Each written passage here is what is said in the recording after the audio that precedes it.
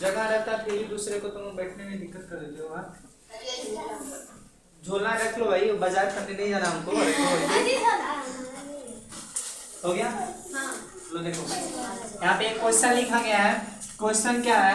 कह रहा है कि एक पुरानी साइकिल, ध्यान से सुनिएगा, एक पुरानी साइकिल को 2500 में खरीदकर उस पे 500 रुपए मरम्मत में लगाई गई है।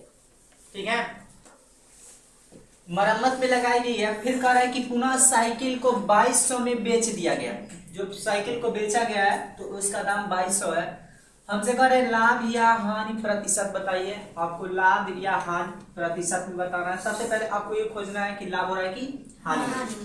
ऐसे क्वेश्चन को देखिए, उसमें जो आप एक बात बताइए, मान लीजिए कि 2500 में कोई साइकिल खरीदनी है। ठीक है, साइकिल का पहिया दोनों खराब है।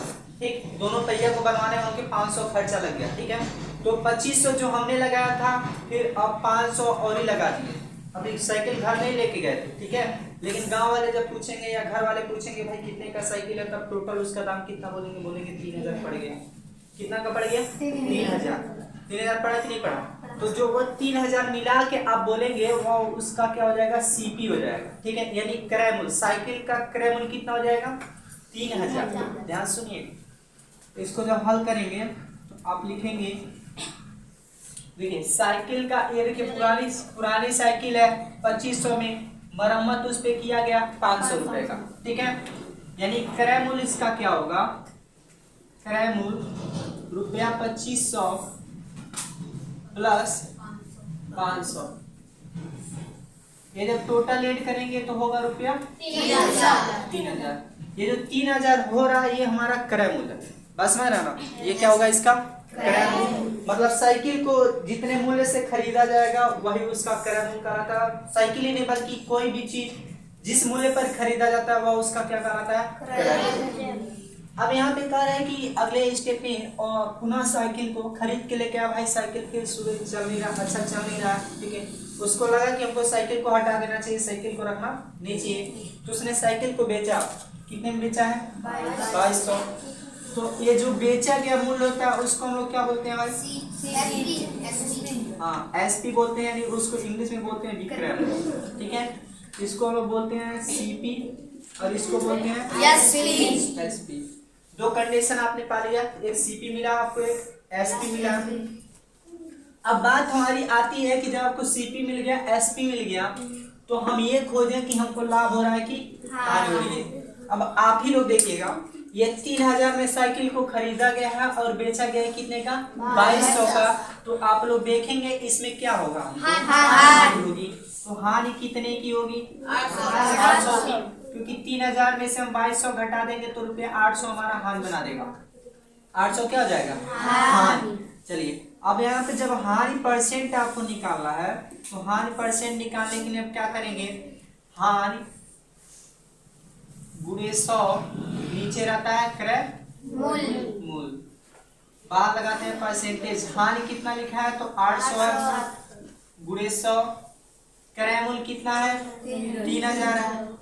3000 ऐसे लगा देंगे, 2 जीरो से 2 जीरो यहाँ पे गायब हो जाएगा। ठीक, 1 जीरो से 1 जीरो इसको गायब कर देंगे, आपका बच गया 80/3 परसेंटेज। अब यहाँ पे इसको डिवाइड कर सकते हैं आप, 80 में डिवाइड करिए 3 से, तो 3 के दूना हो जाएगा 6, 8 से 6 घटना है कितना? 2, और 0 यहाँ पे नोट कर देंगे। फिर 3 6 के कितना हो जाएगा? 18। अब यहाँ पे 20 में से जब 18 घटाएंगे कितना हो जाएगा? 2, दशमलव लगाइए, 0 बढ़ाइए, 3 त्रिका सॉरी 3 त्रिका नहीं, 3 छके 18। फिर 2 दशमलव लगाइए, 0 बढ़ाइए, फिर 3 छके 18। यानी हमारा काम यही चलता रहेगा। हम इसको लिखेंगे 26.67%। ठीक, नोट कर सकते हैं इसको। सॉरी 5 नहीं रहेगा वो, क्योंकि यहाँ पर 6 दशमलव के बाद जो नंबर है वह 5 से बड़ा हो रहा है, तो एक नंबर हम क्या करेंगे उसमें? बढ़ाते हैं। नोट कर लीजिए। देखिए दूसरा जो क्वेश्चन लिखा गया है सेकंड, इसमें क्या कर रहा है? कह रहा है कि एक आदमी ने 10 रुपए प्रति दर्जन की दर से 2 दर्जन कलमें खरीदा तथा 1 रुपये प्रति कलम की दर से बेच दिया तो लाभ या हानि ज्ञात कीजिए। क्वेश्चन को जरा ध्यान से समझिएगा, ठीक है। क्वेश्चन आप समझ जाएंगे तो आप लोग इसको इजीली कर सकते हैं, क्योंकि इसमें लाभ और हानि प्रतिशत नहीं निकालना है, ठीक है। या तो लाभ निकालिए, लाभ हुआ है तो लाभ को निकालिए, कितना रुपया लाभ हुआ है, अगर हानि हुआ है तो कितने रुपए का हानि हुआ है उसको निकालिए, ठीक है। अब जब यहाँ पे आप देखेंगे इसको, एक आदमी ने 10 रुपया, कितने का 10 रुपए के हिसाब से प्रति दर्जन की दर से 2 दर्जन कलम खरीदा है। कितना दर्जन कलम? 2। अब ध्यान सुनिएगा, एक दर्जन का अगर 10 रुपया दाम दे रहा है तो 2 दर्जन का कितना होगा? 20 रुपया। कैसे पता करेंगे भाई? 10 दूना 20, यानी जो 20 रुपया मिला है वो खरीदा गया है तो वो उसका क्या हो जाएगा? क्रय। क्योंकि देखिए प्रति दर्जन की दर से 2 दर्जन कलमें खरीदा, और जब खरीदा तो क्या हो गया?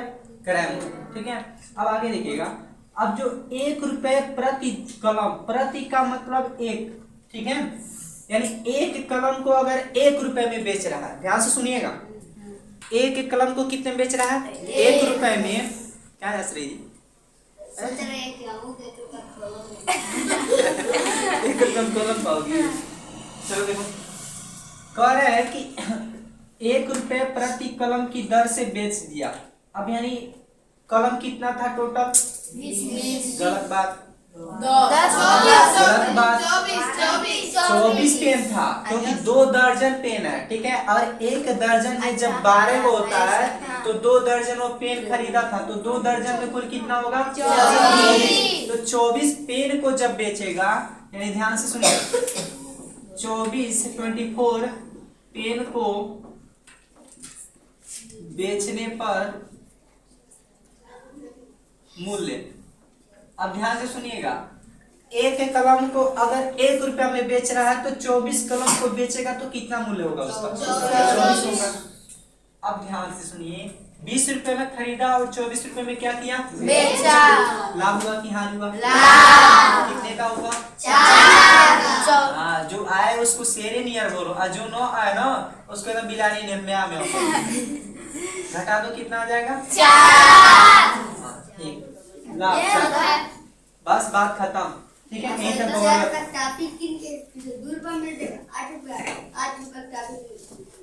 तुम होशियार है, तू ही काम करेगा।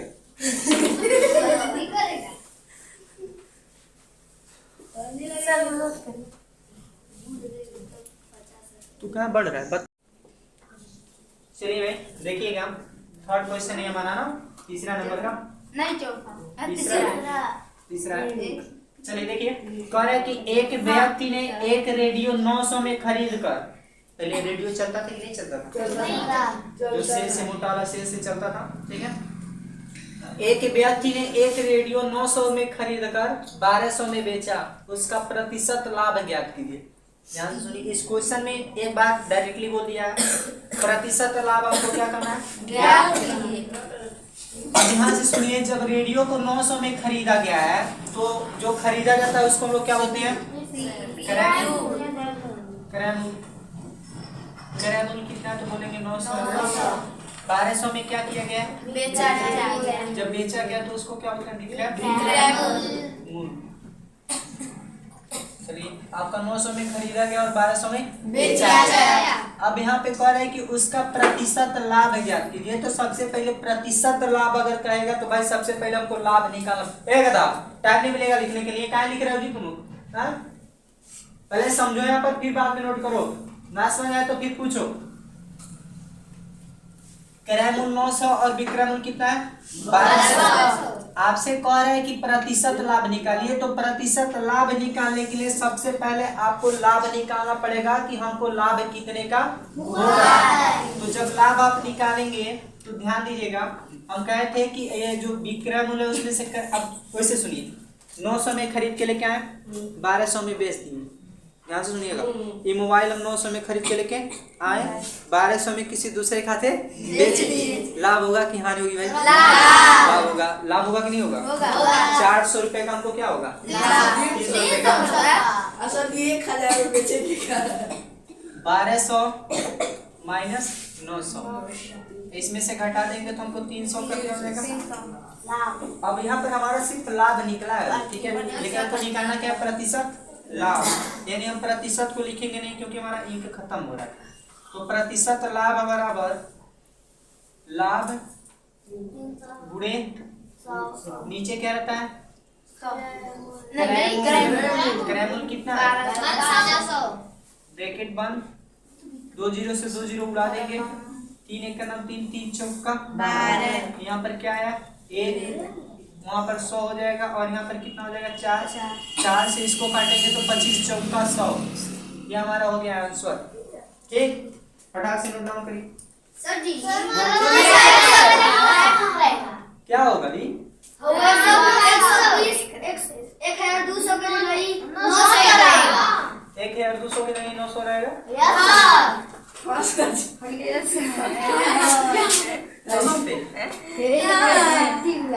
हम लगाए ना लिख के, अब पर नहीं लगा बोल ऐसा थोड़ा तेजी से देखो, इतना लिख दे रहा है तब देख रहे हो। देखो आगे, हम कभी बोले हैं तो बोल नहीं पाई है।